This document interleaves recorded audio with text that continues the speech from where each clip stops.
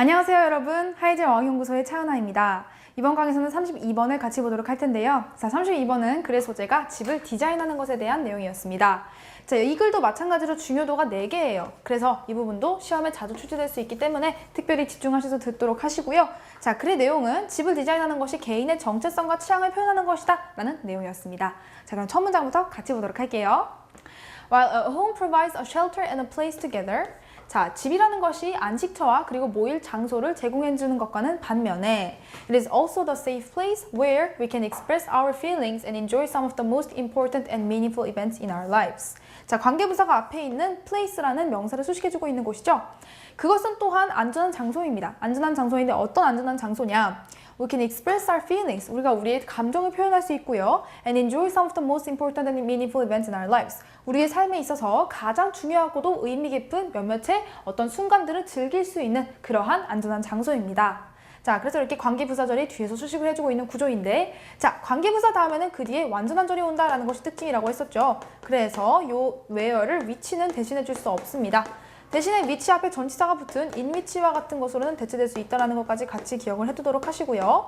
자, 더불어서 while이라는 것이 반면에 라는 뜻을 가진 접속사로 쓰였는데 우리 흔히들 많은 친구들이 while이 이제 during이랑 같이 뭐뭐하는 동안에 라는 뜻으로 많이들 알고 있습니다.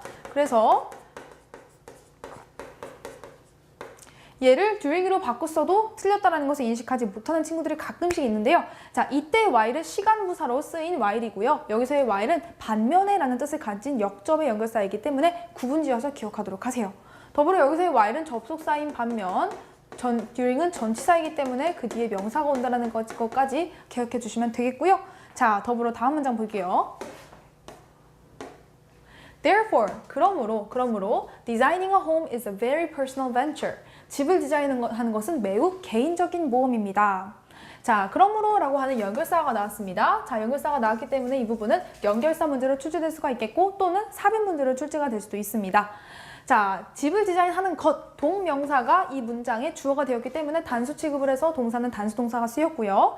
그 다음에 아주 개인적인 모험이다 라고 하면서 이 개인적인 모험이 도대체 어떤 내용, 어떤 것을 말하는 건지 좀 더 부연적으로 다음 문장에서 설명을 해주죠.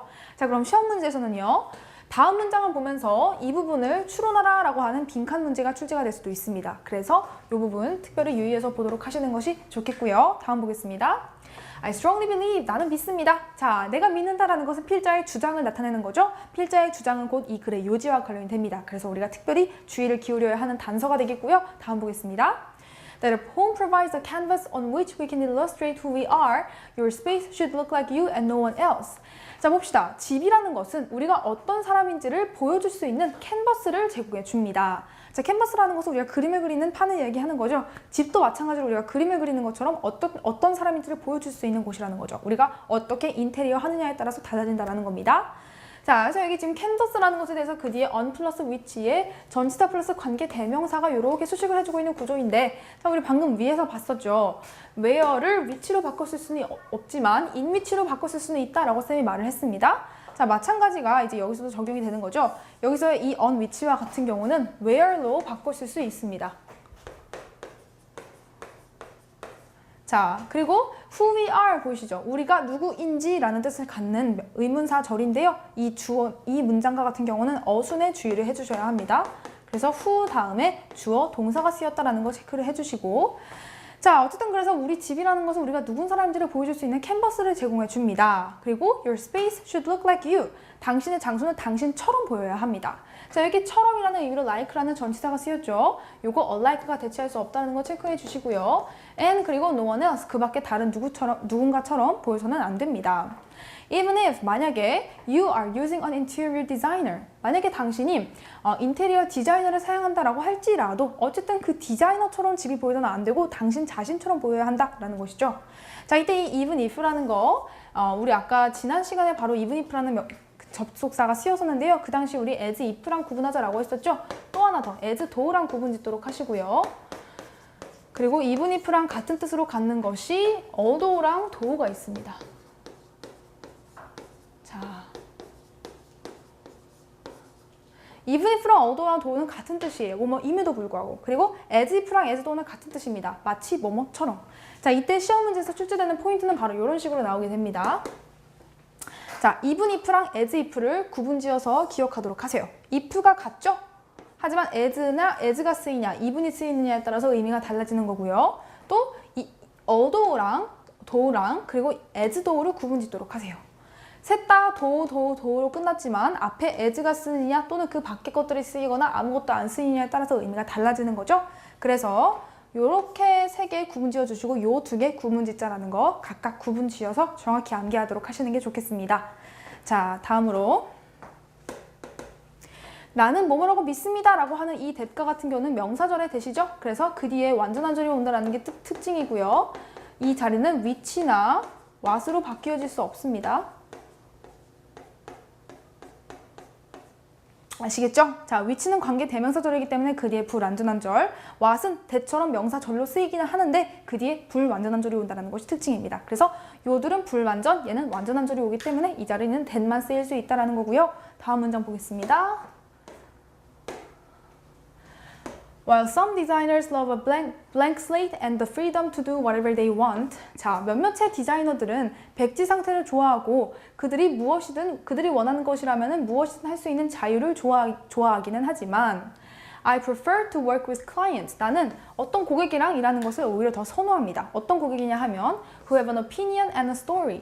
의견이 있고 이야기가 있는 고객과 이야기가 있고 의견이 있는 고객과 일하는 것을 더 선호합니다. And I always want the end result to be the best possible version of their taste. 그리고 나는 항상 마지막의 결과가 그들의 취향에 맞는 최선의 버전이 되기를 원합니다. 라고 하면서 마무리가 되었죠. 자, 그래서 여기 문장에서도 while이라는 반면에라는 접속사가 쓰였다는 거 체크하도록 하시고요. 자, 보시면은 자유라는 것에 대해서 그 뒤에 투부정사 형용사절 용법이 후치수식을 해주고 있는 구조인데 그 안에 있는 whatever에 주의를 하셔야 합니다.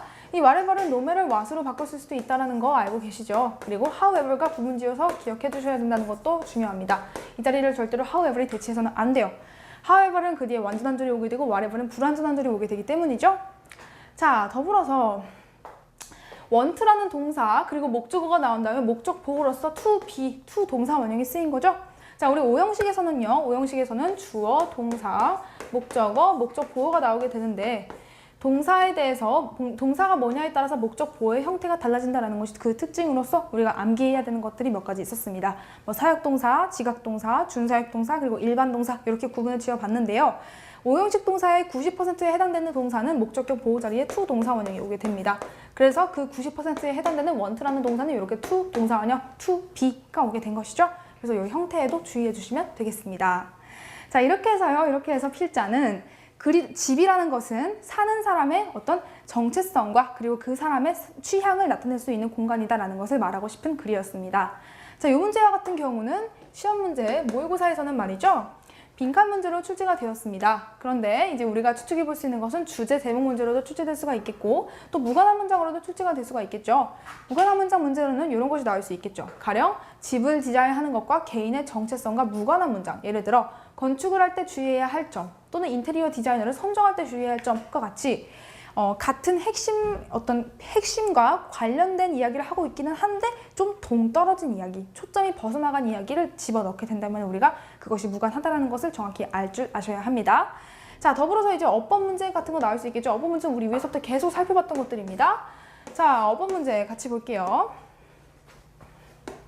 먼저 while이라는 접속사의 구문짓자라고 이야기를 했었고요. 더불어서 where이라는 관계부사는 which로는 바꿔 쓸 수 없다. 대신 in which로는 바꿔 쓸 수 있다라고 얘기를 했었고요. 더불어서 동명사 주어는 항상 단수 취급, 그리고 이렇게 접속사 플러스 which와 같은 경우는 where로 바꿔 쓸 수 있다. 또 even if를 as if, as though, 그리고 although,랑 구분지어서 생각하자라는 거 이야기했었죠. 자, 더불어서 whatever는 however로 바꿔 쓸 수 없고요. 자, whatever는 however로 바뀌어 쓸 수 없고요. want라는 동사에 대한 목적격 보호로서 동사 to에다가 동사 원형이 쓰인다라는 것까지 체크해 두시면 되겠습니다. 자, 그리고 우리 연결어 문제도 하나 나올 수 있겠다고 봤었죠? 연결어 문제 봅시다. therefore이 나온 부분, 이 부분 연결어 문제로 나올 수도 있고 또 삽입 문제로도 출제될 수가 있기 때문에 체크해 주시는 것이 좋겠습니다. 자, 이렇게 해서요. 자, 이렇게 해서 마지막으로 제목을 물어보는 문제에 대비해서 우리 내용을 요약한 문장 다시 한 번 더 읽고 마치도록 할게요. 집을 디자인하는 것은 개인의 정체성과 취향을 표현하는 것이라는 것을 나타내는 글이다라는 거 기억해 주시면서 이제 이번 강의에 대한 분석은 마치도록 하겠습니다. 자, 그럼 다음 강에서 33번을 분석해 보도록 할게요.